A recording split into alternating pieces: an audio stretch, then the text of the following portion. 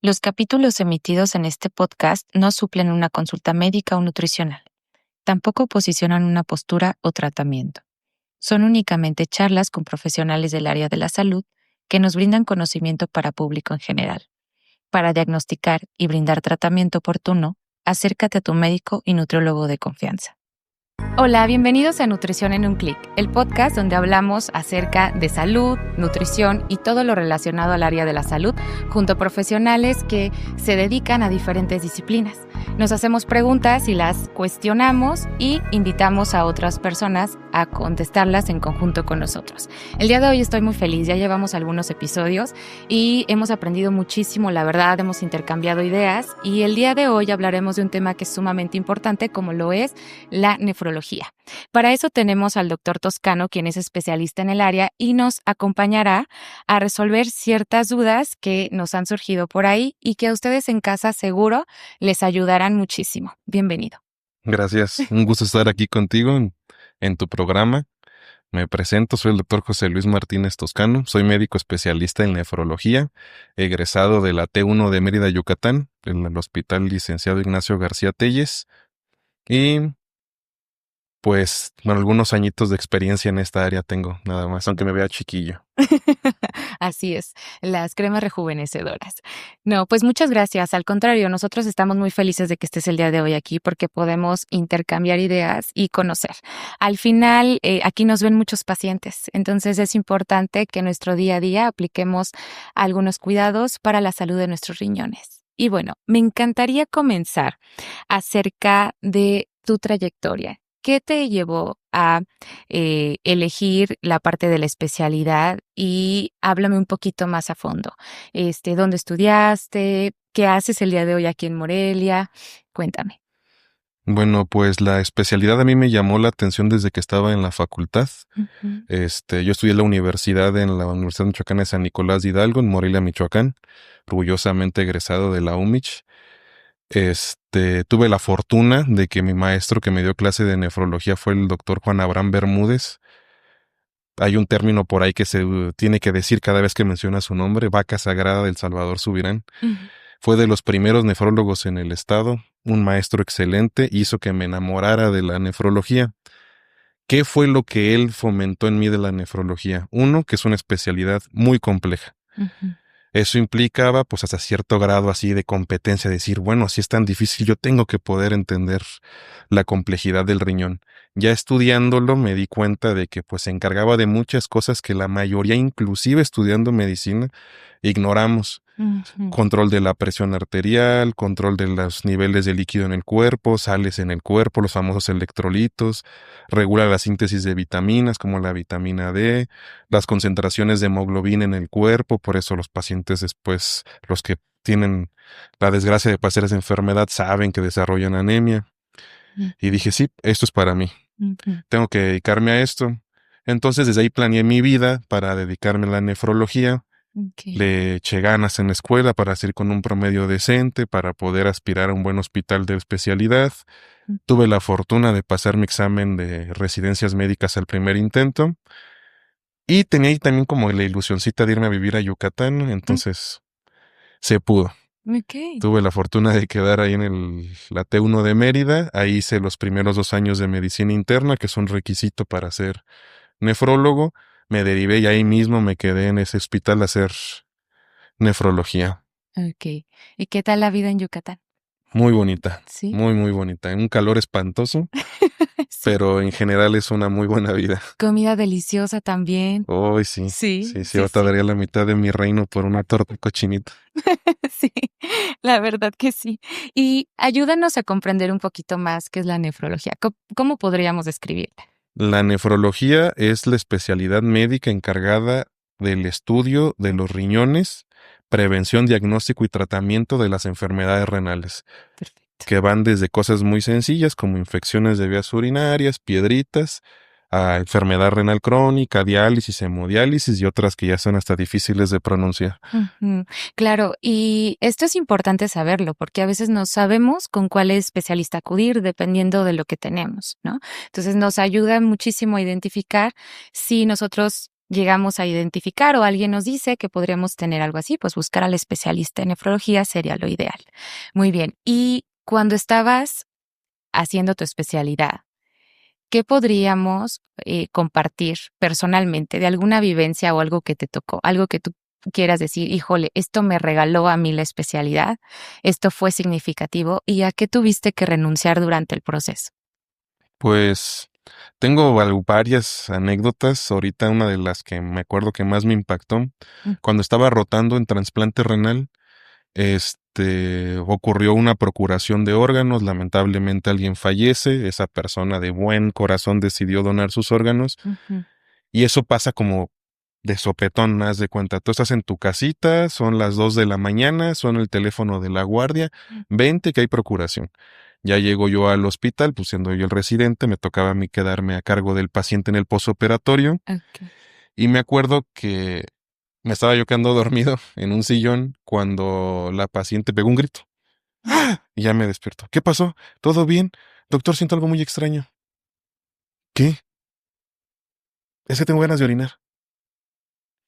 Y yo fue cuando dije, a ver, espérate, pues todos tenemos ganas de orinar. No, ella no. Claro, Ella llevaba 10 años sin poder hacer pipí, esperando un trasplante renal y empezó a llorar así impresionantemente en gratitud de claro, algo que todos damos por sentado que es poder hacer pipí.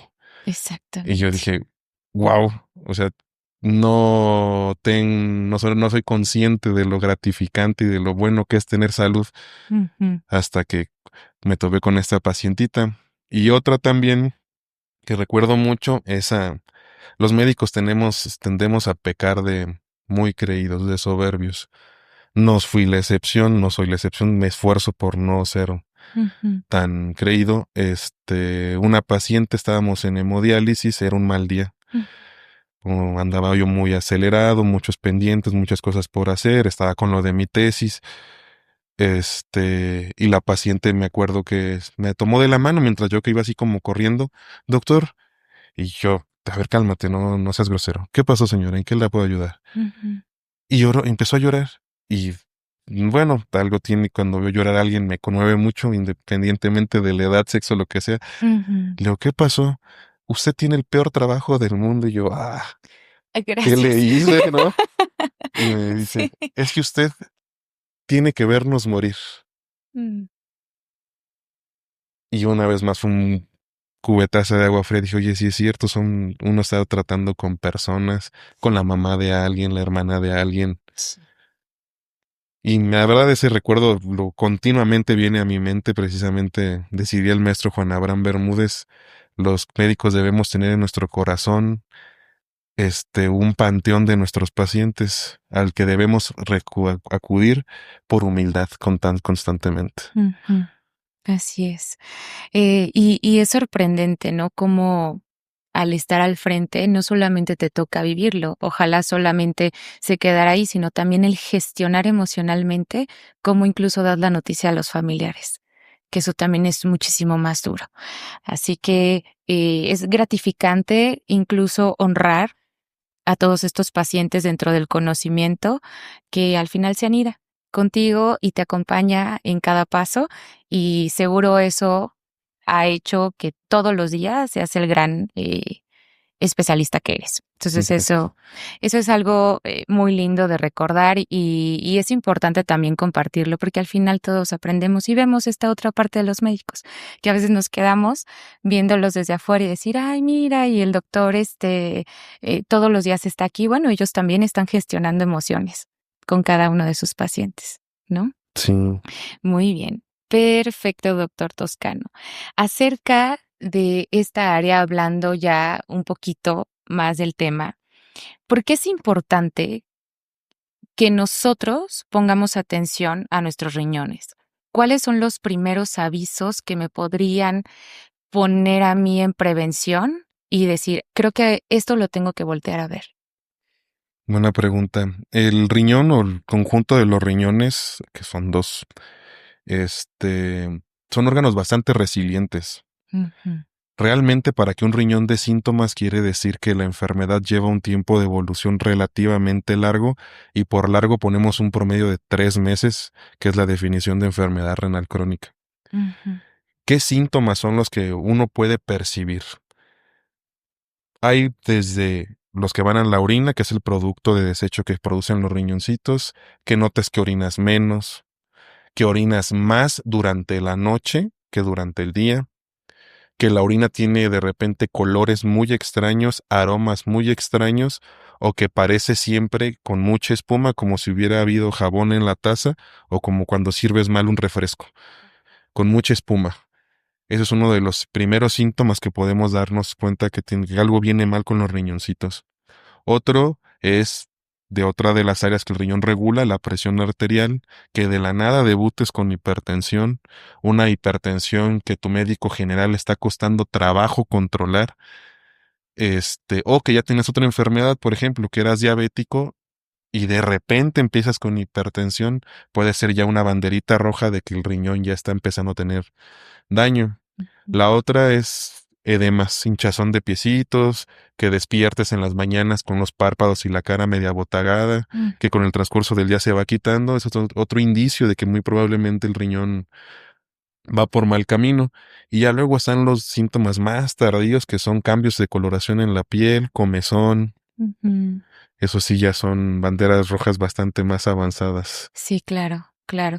Y esto es importante porque ocasionalmente, luego a veces si preguntamos en la consulta las características de la orina, las personas la consideran normal porque ya llevan un tiempo haciendo pipí así y eso es muy sorprendente. O luego también consideramos normal que pararnos 5 o 6 veces a hacer pipí en la noche, pues también es algo dentro de lo normal porque tomamos mucha agua.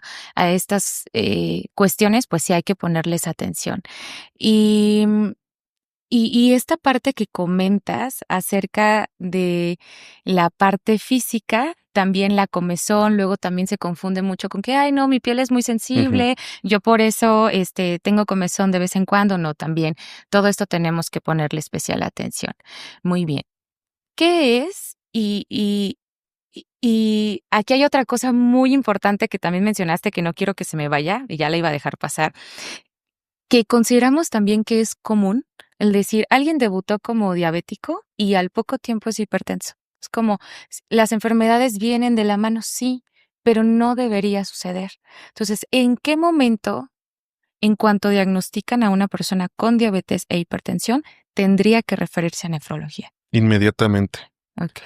Por ejemplo, si el paciente tiene diabetes tipo 1, a los 5 años del diagnóstico se recomienda que vaya con un nefrólogo. Pero tanto para diabetes tipo 2 como para hipertensión, en el momento del diagnóstico tiene que acudir Mm, a su primera cita con el nefrólogo para buscar intencionadamente marcadores de daño renal. bien. Y a partir de ahí, cada año. Cada año sería lo recomendado, en dado caso de que no encontremos nada, que tenga suerte y de que el riñoncito todavía esté trabajando bien. Anualmente debe tener una revisión por nefrología. Muy Ya bien. si se acortan las citas es porque pues lamentablemente encontramos algo malo. Bien. Y justo entre más prevención podamos hacer o entre de forma temprana podamos diagnosticar, pues muchísimo mejor, ¿no? Sí. La evolución de las enfermedades que pueden observarse. ¿Cuáles son las enfermedades del riñoncito más comunes que podemos encontrar? La más común de todas las enfermedades renales es la enfermedad renal crónica, la que te contaba hace ratito, que pues, es un daño renal y es funcional y estructural que lleva más de 3 meses. Mm, Esa es la definición. Por funcional, pues que en las pruebas de sangre renales encontramos creatinina, nitrógeno ureico, urea altas. ujú, Estructural, que al ultrasonido los riñones tienen algún detalle que ya no es normal, pequeños, lobulados, alguna característica extraña. okey. Esa sería la más común. En México hay más o menos 10 millones de pacientes con enfermedad renal en diferentes grados, porque hay 5 grados, y lamentablemente de esos 10 millones hay unos que no saben que tienen enfermedad renal. Ujú, Esa enfermedad renal, las principales dos causas en México y en todo el mundo es diabetes e hipertensión, lo que comentábamos. Entonces, la nefropatía diabética sería la de las más comunes y la nefropatía hipertensiva sería la segunda de las más comunes. mm, Ya después, la tercera más común o en frecuencia sería lo que se llama nefropatía por IgA, que es una enfermedad donde el sistema inmunológico del cuerpo ataca celulitas del riñón, tiene algunos picos de presentación, es más común en la infancia y en la primera adolescencia, Y ahí es un poquito complicado porque sí está difícil que el paciente se dé cuenta. Tendrían que estar buscando intencionadamente si hay factores de riesgo Mm, familiares con enfermedad renal en los niños que no estén orinando sangre microscópicamente. ok. Esto también, bueno, me lleva también a las piedritas en el riñón que se suelen producir a edades también tempranas o niños que los comienzan a producir. Esto también debería ser un foco de alarma, de revisión de decir, aquí yo voy a estarlo buscando intencionadamente. De hecho, sí. Si Ok. ya hay un antecedente familiar para la litiasis renal, Ujú, sí se debe buscar de manera intencionada en los niños, pero en particular en la población pediátrica hay ciertas enfermedades como la acidosis tubular renal o defectos endocrinológicos, principalmente tiroideos, que se pueden asociar a que niños hagan litiasis renal, mm, ya que de manera habitual los riñones no hacen piedras, o sea, están diseñados para protegerse de hacer piedras. así es. Independientemente de lo que uno haga, la mayoría de nosotros no vamos a hacer piedritas. Pero si el papá hace piedritas, el abuelo hizo piedritas, la mamá hace piedritas y el niño aparte es gordito, tiene mala dieta, debe buscar Ujú. de manera intencional que no tenga ya piedritas. Así es. Sí, esto es muy importante. Igualmente, otro de los factores que escuchamos que las personas culturalmente, porque eso es algo cultural, se ha asociado a enfermedad renal es el consumo de proteína. Hay personas que dicen, es que si consumo mucha proteína, probablemente mis riñoncitos se dañarán. ¿Tú qué opinas acerca de esto? Pues ya está estudiado. A mí que me gusta el ejercicio. Ajá. Y hay un estudio de la Sociedad Valenciana de Nefrología que se llama Cuando el ejercicio deja de ser saludable.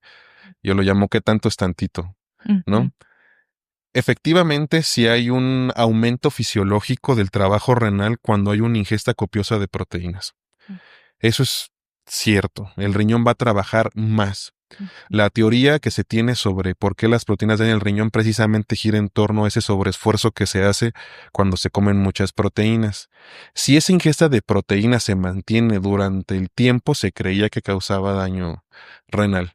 Ahorita el estudio reveló que uno tendría que mantener una dieta de fisicoculturista por un promedio de 3 años para poder asociar repercusiones renales posteriores a la alta ingesta de proteínas, ujú. pero realmente per se proteínas en general no nos van a causar daño renal mientras el riñón esté sano. Sí. Cosa muy diferente, un paciente ya con enfermedad renal, etapa 3, 4, en ellos hay sí las proteínas que precisamente generan ese aumento del gasto metabólico renal, sí van a causar daño renal. Pero en todas las demás personas que somos renocompetentes, no deberíamos tener ningún problema, Ujú. más allá del riesgo ya cardiovascular que se sabe de comer carnes rojas. Exacto, sí. Y depende de cada cuánto las comamos a la semana, etcétera. Ahí ya tendríamos que ver algunos otros factores. Yo me acuerdo cuando estudiaba que nos decían, no, es que 0,8 gramos por kilogramo, jamás le puedes calcular más al paciente. Claro que no. Cuando existen necesidades y requerimientos, lo tenemos que hacer. Por ejemplo, ahorita tenemos un pacientito que él está ostomizado, tiene una ostomía Ujú. y requiere gran cantidad de ingesta de proteínas y eso no lo pondría en un factor de riesgo a menos que ahí entra la otra parte, la parte de los líquidos, la parte de las sales que no estén ni en reposición ni en un control adecuado, pues bueno, ya le estaríamos sumando un factor de riesgo. Ahora, aquí hay otra cuestión también, hablando acerca del ejercicio. Entre más ejercicio una persona pueda hacer, más riesgo podría existir para que exista una alteración o algún daño renal? Es otra pregunta también interesante. En teoría, no. Ujú, No hay un nivel de ejercicio que tú puedas hacer, y me refiero en un tiempo prolongado, que pueda causar repercusiones renales. Al contrario, el ejercicio es de los principales factores protectores ujú, para prevención tanto de enfermedad renal como enfermedades cardiovasculares. Y el ser el riñón un órgano muy vascularizado, al protegerse con ejercicio, pues va a estar bien. ujú, Pero aquí hay otro detalle. Una vez más volvemos al qué tanto es tantito. ujú, Hay situaciones donde el paciente pasa de cero actividad física a voy a hacer ejercicio. Sí. Es enero del 2025, comió deliciosamente varias semanas de sus fiestas decembrinas, ya estaba medio gordito y dice, no, voy a hacer mi cambio físico. Y se da cuenta que el gimnasio no le gusta y hace algo que es más ameno, que es el CrossFit, por ejemplo, que estás con tus amigos y hace un sobreesfuerzo físico. En esa circunstancia, sí, el ejercicio es dañino para el riñón, ya que va a causar daño muscular, esos músculos que se rompieron por un ejercicio que él no estaba habituado a hacer, van a liberar una proteína que se llama mioglobina y esta va a afectar a los túbulos renales y va a causar daño renal agudo, que puede ser tan severo que termine en hemodiálisis de rescate. En esa circunstancia, ahí sí el ejercicio sería tóxico, pero todo tiene que hacerse paulatinamente, de acuerdo a tus posibilidades y con un plan de entrenamiento que vaya siempre de menos a más para que tengamos solo el beneficio del ejercicio. Así es, y no comprarnos una complicación. Pasar de 0 a 100 realmente no es lo mejor y para sostenerlo en el tiempo también es parte de crear hábitos. Muy bien. Otra cosa que también me parece importante es esta parte de la ingesta de líquidos, que también existen personas que consideran que después de ciertos litros podría ser también lesivo para nuestro riñón. ¿Qué de realidad hay en eso? Sí hay una cantidad de líquido que pudiera llegar a ser inclusive mortal. Ujú. Estamos hablando de entre 10 a 20 litros más o menos. Tendrías que tomarlos en un periodo muy corto de tiempo. Más que nada porque sobrepasaría las capacidades tanto cardíacas como renales de mantener el adecuado volumen vascular. Ujú. Generaría una insuficiencia cardíaca, puede generar otras complicaciones, disoluciones de sales en sangre vitales como potasio y sodio, hiponatremias, hipocalemias severas, pero eso solo pasa en pacientes con trastornos psiquiátricos como polidipsia psicógena y en algunos que tienen una enfermedad que se llama antiguamente diabetes insípida o síndrome de Ujú. secreción anómala antidiurética. En general, una persona naturalmente, el mismo cuerpo va a decirle, ya me llené de agua, ya basta. Entonces, como tal, no hay una cantidad de líquidos. Y es un tema importante porque perdiendo a veces mi tiempo en TikTok, veo mucha gente que habla sobre hidratación sin saber. El agua no hidrata. Toma esto. No tomes tanta agua porque si tomas mucha agua te vas a empezar a sentir débil y es porque ya no tienes electrolitos y shalala.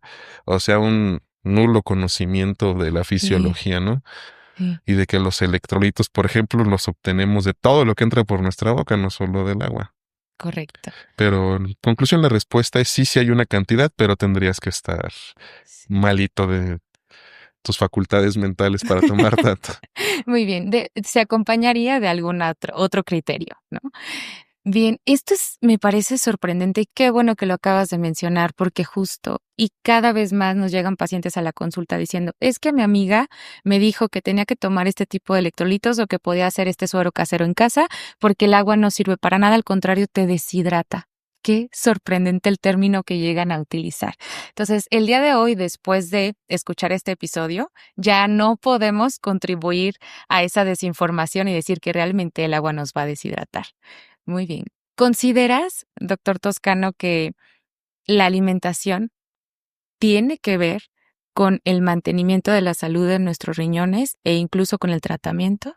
Completamente. Yo siempre he dicho que el paciente que no recibe tratamiento tanto de nutrición como de nefrología se le está dando un tratamiento incompleto. Ujú, O sea, se está cayendo en una mala práctica. ujú, Como mencionamos al principio, los riñoncitos, dentro de todas sus funciones, pues está el metabolismo de hierro y vitaminas. Y si se acuerdan, hace poquito dijimos, una ingesta de proteínas aumenta la tasa de filtrado glomerular porque el riñón se sobreesfuerza. ujú, Entonces, traduciéndolo a cristiano, sí, la dieta es un pilar fundamental tanto en las enfermedades que van a derivar en falla renal como es la diabetes y la hipertensión. Lo que todos sabemos de bajar tantos gramos de sodio va a disminuir tantos milímetros de mercurio la presión. Una dieta adecuadamente calculada para un diabético va a mantener adecuadas cifras de glicemia en sangre. ujú. Si tenemos glucosa en sangre y presión arterial normal, el riñón ya va a dejar de sufrir independientemente del grado de daño renal que tenga. Entonces, un paciente que lo tenemos en etapas iniciales de enfermedad renal, que para los médicos generales de sus tablitas de Cadigo, que de grado 1 y 2 que todavía está en verde, ahí es donde más impacto tendrían las intervenciones en el estilo de vida. Así es. Controlar bien su azúcar, presión, con dieta y ejercicio. Ahora, y ya en los pacientes que nos tocan como especialistas, yo en lo particular, en mis pacientes sí he notado que llegan con creatininas muy altas, ya toreados de varios médicos, ya con la idea de que se van a dializar. Y yo les digo, bueno, vamos a darte una oportunidad. Necesito que te pongas bien las pilas y que ahora sí todas esas dietas que nunca hiciste sí las hagas. Pero te voy a mandar con la nutrióloga especialista porque pues yo soy médico y aunque tengo nociones de lo que debe ser una dieta, pues no sé cocinar, o sea, no tengo, no sé calcular bien los nutrientes, no sé calcular bien el sodio, el fósforo, sé cuánto necesita, pero no cómo hacer los cálculos con la comida. Entonces por eso siempre es mejor derivarlo con el nutriólogo especialista. Y volviendo a ese paciente, llega con un Cadigo 4, rondando con el 5, empieza a hacer la dieta y llega a Cadigo 3A, 3B. Y le digo, ¿ves? La dieta hace más milagros que las pastillas. Otros pacientes que llegan conmigo con 5 o 6 medicamentos para la presión, 6, 4 para la diabetes, incluida la insulina, empiezan a bajar de peso, a ganar, a perder grasita, a comer mejor y van bajando las pastillas que necesitan tomar. La función renal mejora y pues me da un gusto tremendo decirles, si sigues así, vas a llegar a los 100 años y jamás habremos pisado diálisis. Entonces sí, es vital. Sí, y incluso existen pacientes que consideran que ya teniendo terapia de reemplazo, como puede ser diálisis, sobre todo hemodiálisis, tienen libertad para comer absolutamente todo, ¿no? Y ahí es otro gran mito. La alimentación sigue siendo la base en cualquier tipo de tratamiento que sea el que se esté eligiendo. Incluso a nivel personal, yo tengo un tío que a él le hicieron un trasplante renal. E igualmente, en esta parte yo desconozco, ahí sí desconozco por qué en el protocolo no estaba estipulado dentro del equipo multidisciplinario al nutriólogo, desconozco. Entonces aquí hubo un rechazo también al trasplante, al final terminó otra vez en hemodiálisis, muy fuerte el caso, a pesar de que el riesgo siempre existe, el rechazo siempre va a existir, pero si le aunamos a que no hacemos los cambios del estilo de vida, pues por supuesto que vamos a aumentar o incrementar el porcentaje de riesgo. Así que eso sí es muy importante. ¿Cuáles son las principales conductas que puedes observar en consulta hacia la alimentación que los pacientes realizan? Pues tienen una aversión a, a pegarse un plan alimenticio. Eso es lo primero que siempre me llama la atención. O sea, desde que me avienta el speech explicándoles lo mejor que se pueda, porque es importante la nutrición, ya hay un atavismo ahí de no, esto no es para mí. ¿Qué malos hábitos tienen? Muchísimos. Consumir alimentos milagro es algo muy común en nefrología. Atribuirles propiedades mágicas a cosas que son comunes. Agua de Jamaica, las tecatas de la piña, dejan de comer, por ejemplo, cuando les comentas que las proteínas son dañinas en cierta cantidad y en cierto tipo de proteínas a los que ya están más avanzados, de plano dejan de comer, se desnutren muchísimo, empiezan a perder músculo, lo que es muy grave y para cuando ya vayamos a empezar terapia de reemplazo, empeora su pronóstico. Sí. Entonces tienen, bueno, desde el más común, que creo que es todos los médicos batallamos con esa idea, es que se me bajó la presión y me tomé una coca. Ay, sí. Sí, sí. Y volviendo a los pacientes que están en terapia de reemplazo, asumen que como ya van a entrar en hemodiálisis, uno se los encuentra fuera de la unidad tomándose su cocota porque se lo va a sacar la hemodiálisis y no funciona así. Entonces sí tienen una aversión a los planes alimenticios, mucha ingesta de productos milagro y un comportamiento a veces muy radical a las indicaciones. O sea, es más fácil que él solito deje de comer carne a que vaya a consulta con nutrición. Dije, Ujú, ya luego llega la siguiente cita quejándose de, estoy muy débil, muy cansada. ujú. Le digo, viejo, pues te mandé con el especialista de nutrición para que precisamente comas lo que necesitas. Sí, Y algo que sí les digo muy frecuentemente es, los mexicanos, y me incluyo, no sabemos comer. O sea, lo que creemos que es comer saludable, no es comer saludable. no, Como nos alimentaron nuestros padres en sus de infinito amor hacia nosotros, no era comer saludable. así es. Y lo digo yo, que ya llevo varios años acudiendo con mi nutriólogo. Claro, sí, y pensamos o venimos también de la cultura y de la educación de él no te vas a parar de la mesa hasta que te termines este plato Mm, y te lo tienes que terminar todo porque no hay en alguna otra parte del mundo hay alguien que no tiene que comer. Los alimentos que todo el tiempo son fritos, capeados, que le adicionamos estas cuestiones, desde ahí ya estamos alterando la ingesta de los alimentos y estamos agregando algunos otros que son inflamatorios. Eso tiene muchísimo que ver. Fíjate que antes de este episodio, yo le había comentado al doctor que mi papá tiene enfermedad renal. Y entonces yo le preguntaba, porque esta parte del cambio del estilo de vida siempre cuesta trabajo. Son tantos años, 40, 50 años, que estamos habituados a comer lo mismo, ujú. a ese tipo de preparaciones. Por supuesto que nos va a costar trabajo. Aparte de que también le sumamos el duelo de un diagnóstico donde casi siempre pensamos que tenemos una sentencia y que el diagnóstico lo único que hace es mostrarnos el camino por el cual debemos ir. Entonces yo le preguntaba que qué era lo difícil de la enfermedad, qué fue lo más complicado al momento que lo diagnosticaron. Y él me decía que realmente las personas consideran que no llegará el momento. El doctor me está diciendo todo lo que posiblemente me puede pasar si yo no me cuido o si yo no sigo mi tratamiento farmacológico, pero yo considero que quizá no será tan grave. Mm. Y entonces al considerar o al restarle esta importancia, pues ya va evolucionando la enfermedad, ¿no? Y más porque escuchamos justo la recomendación de la vecina, el vecino, no, es que si te tomas el licuado de lengua de sapo, te va a ir increíble. No, yo tenía un compadre que le iba a pasar esto y le fue increíble. Y no, también esto puede ser tóxico. Esto es muy riesgoso. Todo lo que sea herbolaria, por favor, no lo consuman. Ustedes tampoco no se automediquen, no se autosuplementen hasta que no lo puedan corroborar con su médico. Esto es sumamente importante, porque cuántas veces yo creo que también te ha pasado mucho en consulta ver esto, que en lugar de mejorar, vemos que empeora por el consumo de la herbolaria. Bastante. De hecho, a los Ujú, pacientes les da risa cuando llego al punto al final, ¿no?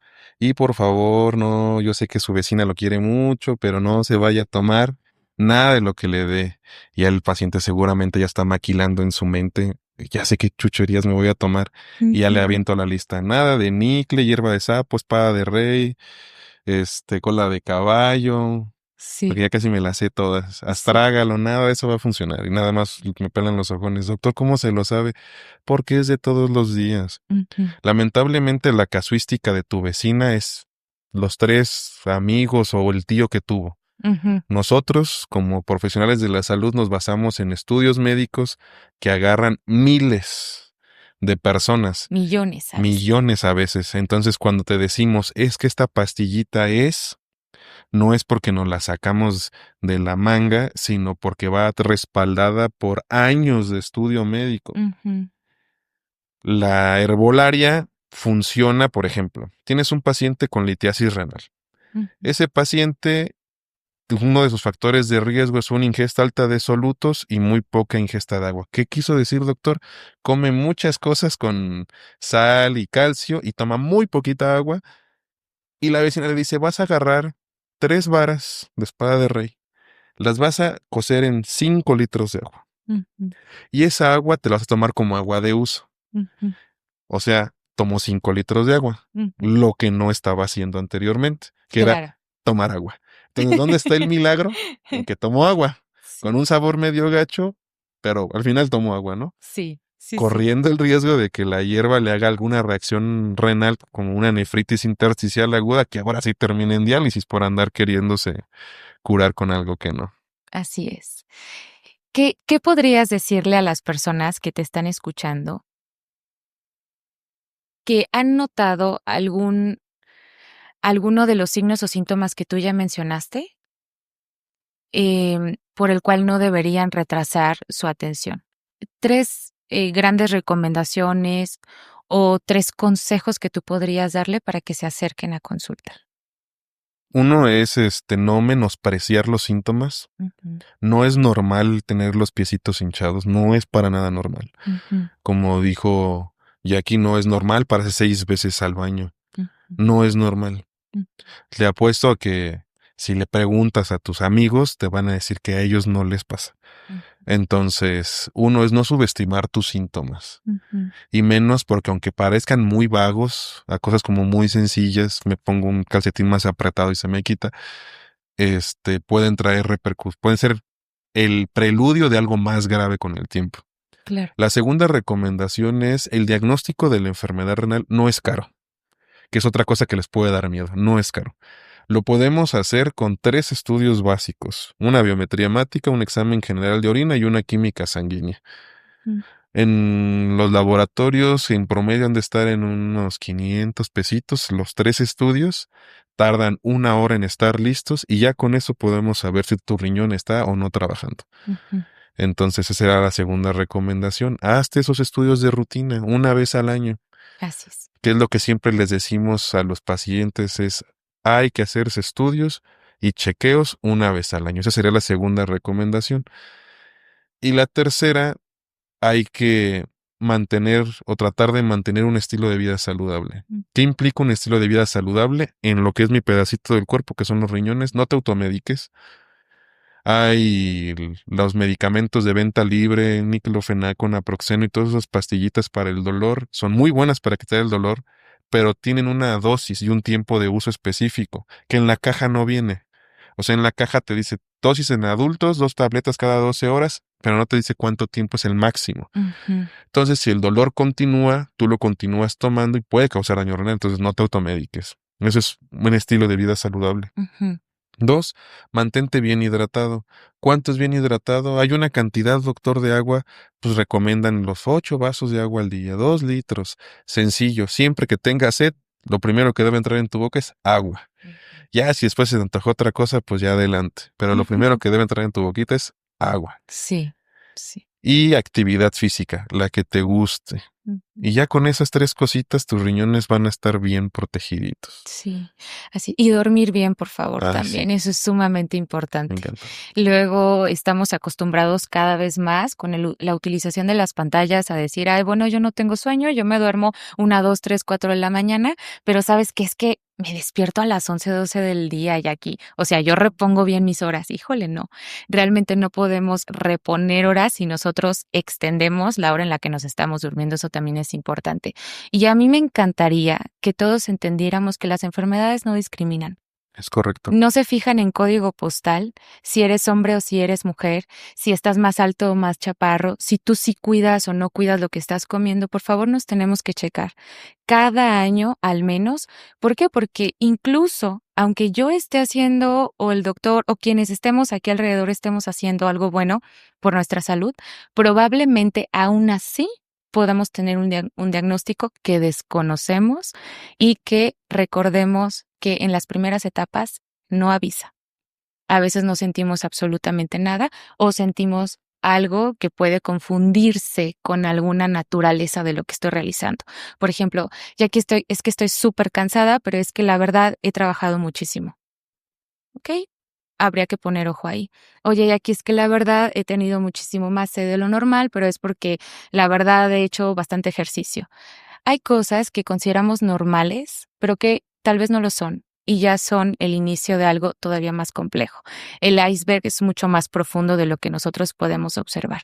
Así que eso también me parece muy importante que podamos quedarnos y también me encantaría cerrar esto con algún resumen que pudieras compartirnos. ¿Con qué te gustaría que las personas se quedaran al final de todo esto?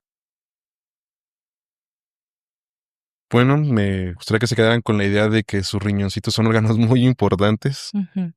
muy, muy importantes, que sepan que la especialidad que nos encargamos de los riñones es nefrología. Probablemente no la habían escuchado mencionar nunca. Qué bueno, quiere decir que no nos han necesitado. Sí. Este, que el cuerpo es un sistema integrado. Aunque nosotros como médicos lo podamos separar por especialidades, por órganos y por pedacitos, en general no es así. Entonces, ¿a qué voy con esto? De que todo lo que ustedes hagan por su bienestar físico y mental va a repercutir en sus órganos y en particular el que a mí me toca cuidar, que es el riñoncito. Entonces a mí me gustaría que se vayan con esa idea de que todo lo que hagan, háganlo pensando en su bienestar de todo su cuerpo y pensando a futuro cómo les gustaría llegar a ustedes a su vejez. Ujú, Y pues, como decimos siempre al final de las consultas, coman bien, duerman bien, hagan ejercicio ujú. y manténganse hidratados. Y sean felices también. Sí, muy bien. Te agradezco muchísimo el tiempo para acompañarnos el día de hoy. Me encantaría que las personas sepan dónde te pueden encontrar. Así que compártenos en dónde te encuentran físicamente en consulta, cómo pueden acercarse contigo y tus redes sociales. Yo estoy en el Star Médica, quinto piso, consultorio 500. En redes sociales me pueden encontrar en Facebook como Doctor José Luis Martínez Toscano, nefrólogo Morelia. Y igual en Instagram, como el mismo nombre, Doctor José Luis Martínez Toscano, nefrólogo Morelia. Muchísimas gracias. No se olviden, por favor, de seguir el podcast. Nos encontramos en Spotify, YouTube, en TikTok como Nutrición en un Clic, en Instagram y en Facebook nos encontramos como nutrologaclínica.jacqueline. Muchísimas gracias. Por favor, dejen sus preguntas. También déjenos algún otro cuestionamiento quizá privado. Si no se animan a dejarlo por ahí en lo público, háganos llegar algún mensajito y con gusto podemos responderles. Así que muchas gracias y nos vemos a la próxima.